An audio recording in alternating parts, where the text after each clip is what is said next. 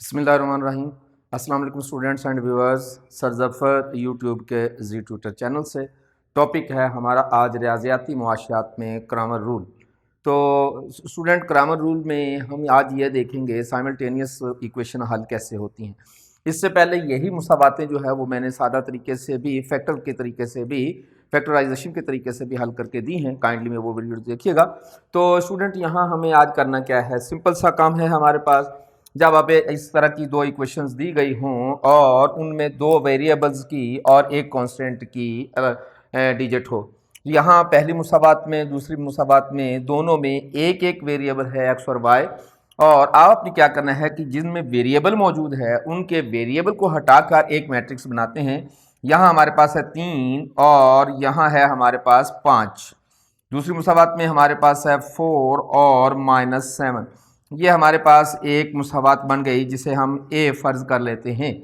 उसके बाद हमारे पास x और y को यूं नहीं लिखना, आपने इसको यूं लिखना है। ये हमारे पास दूसरी मुसावात बच गई और इसको हम कहते हैं x। हमारे पास इधर जो कांस्टेंट है उसको हम एक मुसावात में ले जाएंगे। ये है हमारे पास 24 और -50। यूं हम इसको b फ़र्ज़ कर लेते हैं। स्टूडेंट आपने करना क्या है कि यहाँ सिंपल सा काम है, आपको 3 दफ़ा डिटर्मिनेंट्स मालूम करने हैं। पहली दफ़ा डिटर्मिनेंट मालूम करना है बिल्कुल सादा से तरीके से, जैसे हम हल करते हैं डिटर्मिनेंट को। तो आइए हम देखते हैं। सबसे पहले तो आपने इसका डिटर्मिनेंट मालूम करना है। डिटर्मिनेंट मालूम करने के लिए आपने क्या करना है, हम लिखेंगे डिटर्मिनेंट। अब इसका डिटर्मिनेंट लेने के लिए आपने ये वाली जो है ये सिलेक्शन करनी है। इसको इससे मल्टीप्लाई करेंगे, इसको इससे मल्टीप्लाई करेंगे और दरम्यान में माइनस होगा हमारे पास। इसको इससे मल्टीप्लाई करेंगे तो ये हो जाएगा हमारे पास 3 मल्टीप्लाई हो जाएगा -7। इन दोनों को मल्टीप्लाई करके अब हम इन दोनों को मल्टीप्लाई करेंगे तो ये हो जाएगा हमारे पास 4 और मल्टीप्लाई 5। इसको इससे मल्टीप्लाई करेंगे तो ये हो जाएगा -21। इसको इससे मल्टीप्लाई करेंगे तो ये हो जाएगा 20 और ये माइनस भी हमारे साथ रहेगा। इन दोनों को आप हल करेंगे तो ये हो जाएगा -41। तो हमारे पास एक डिटरमिन मौजूद है, एक डिटरमिन हमारे पास आ गया। और इसको हम लिखेंगे डिटर्मिनेंट ऑफ, इसको है हमारे पास -41। ये हमारे पास एक डिटर्मिनेंट आ गया। अब आप इसी की मदद से डिटर्मिनेंट ऑफ x और डिटर्मिनेंट ऑफ y भी फाइंड आउट करते हैं। उसका तरीक़ेकार क्या है, अब हम करेंगे डिटर्मिनेंट ऑफ, इसका डिटर्मिनेंट x के लिहाज से फाइंड आउट करेंगे। अब स्टूडेंट करना क्या है, आपने यहाँ 2 दफ़ा डिटर्मिनेंट चाहिए हमें। डिटर्मिनेंट x के हिसाब से भी चाहिए मुझे और डिटर्मिनेंट मुझे y के लिहाज से भी चाहिए। डिटर्मिनेंट x के लिहाज से और y के लिहाज से 2 डिटर्मिनेंट हमें मालूम करने हैं। और इस तरीके से हमारे पास यहाँ 3 डिटर्मिनेंट आ जाएंगे। एक डिटर्मिनेंट ओरिजिनल और एक डिटर्मिनेंट x के हिसाब से और एक डिटर्मिनेंट हमारे y के लिहाज से। फिर हम इसको आगे हल कर लेते हैं। तो स्टूडेंट जब आप डिटर्मिनेंट x के लिहाज से मालूम करते हैं तो ये वाला जो आपका कॉलम है इसको उठा के आप उधर ले जाएंगे। यहाँ आप क्या करेंगे कि x के हिसाब से जब डिटर्मिनेंट मालूम करेंगे तो आपने करना क्या है कि x वाली रकमें छोड़ देनी है। इसकी जगह पर ये कांस्टेंट रकमें जो है ये लिखनी है। आपको 3 और 4 की बजाय ये वाली लिखनी है 24 -50। और जब आप यहाँ y के हिसाब से मालूम करेंगे तो फिर y वाली रकम छोड़ देंगे। इसके हिसाब से आपने इनकी जगहों पर आपने कांस्टेंट रख लेना है। पहले तो हमें ये देखें, यहाँ हमने ये वाली कांस्टेंट रख ली और ये वैसे की वैसे ही रहेगी 5 -7। अब आप इसी फार्मूले से यहाँ भी देखेंगे।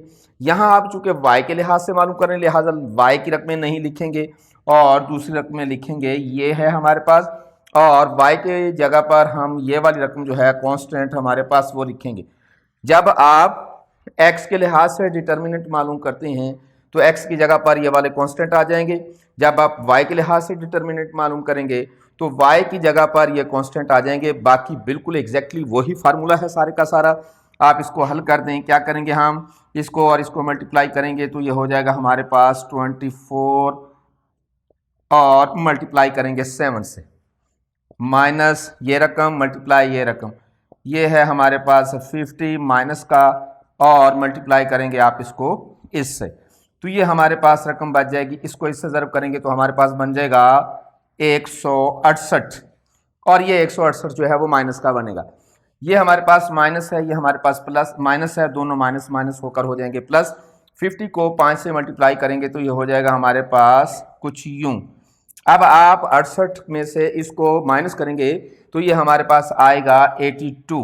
अब आप गौर से देखें स्टूडेंट, तो हमारे पास ये डिटर्मिनेंट एक आ गया 82। एक डिटर्मिनेंट हमारे पास ये है, एक डिटर्मिनेंट हमारे पास ये आ गया। एग्जैक्टली ऐसे ही यहाँ भी हम डिटर्मिनेंट मालूम करेंगे, इसको और इसको मल्टीप्लाई करेंगे, ये हो जाएगा हमारे पास 3 इंटू 50 माइनस इसको मल्टीप्लाई करेंगे तो ये हो जाएगा 4 मल्टीप्लाई 24।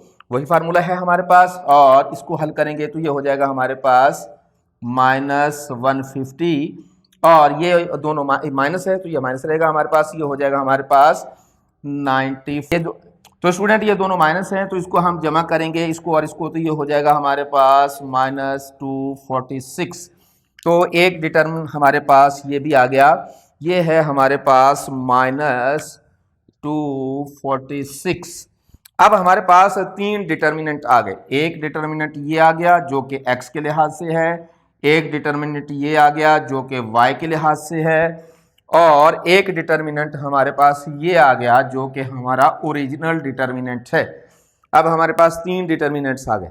अब आपने क्या करना है स्टूडेंट, जब आप x मालूम करना चाहते हैं तो determinant of x divided by determinant, जब आप y मालूम करना चाहते हैं तो determinant of y divided by determinant. Student यहाँ हमें वैल्यूज फाइंड आउट करनी है डिटर्मिनेंट्स के बाद। आप जब x की वैल्यू फाइंड आउट करना चाहते हैं तो हमारे पास फार्मूला ये है determinant of x divided by determinant.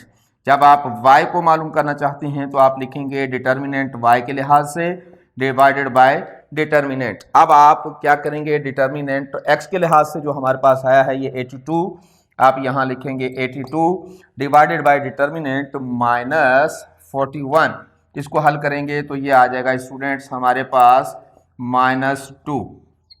अब आप यहाँ देखेंगे डिटर्मिनेंट y के लिहाज से है -246, और ये है हमारे पास 41, तो ये होगा हमारे पास, वो भी 41 है, माइनस माइनस से माइनस खत्म हो जाएगी, और ये बच जाएगा हमारे पास 6, और एक हमारे पास आंसर ये आ जाएगा। हमारे पास 2 आंसर आ जाएंगे, y के लिहाज से हमारे पास, x के लिहाज से ये आंसर आ गया, y के लिहाज से ये आंसर आ गया। अब आप इसको ख्याल रखिएगा स्टूडेंट, जो सबसे बड़ी एहतियात है, जब आप जवाब लिखते हैं सेट की सूरत में तो हमेशा हमेशा x की रकम पहले लिखेंगे।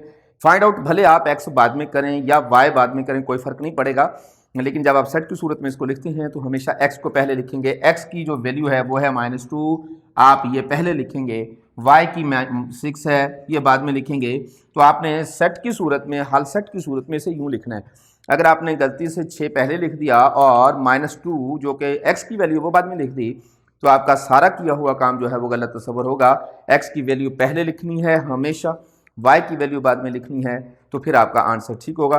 तो स्टूडेंट ये थी हमारी आज की ग्रामर रूल की वीडियो। उम्मीद करते हैं कि हमारी वीडियो से आपको सीखने का मौका मिल रहा होगा। काइंडली हमारे इस चैनल को, बल्कि आप अपने इस चैनल को सब्सक्राइब किया करें, शेयर किया करें, लाइक किया करें। आप हमारी वेबसाइट www.ztutor.com पर भी जाएं और ये सारे के सारे टॉपिक्स जो है वहाँ भी डिस्कस करें। आप अपने मसाइल को हमसे डिस्कस करेंगे, और इसके अलावा स्टूडेंट हमारे बेल आइकॉन को ज़रूर प्रेस कर दिया करें ताकि बर वक्त हमारी वीडियोज़ आप तक पहुँचती रहे। अपना बहुत सारा ख्याल रखिएगा, और वो स्टूडेंट जिन्होंने पहले से सब्सक्राइब किया हुआ है, शेयर किया हुआ है, लाइक किया हुआ है, उनका बहुत शुक्रिया। अपना ख्याल रखिएगा। हाजिर होंगे अगली वीडियो के साथ, तब तक अल्लाह हाफिज़।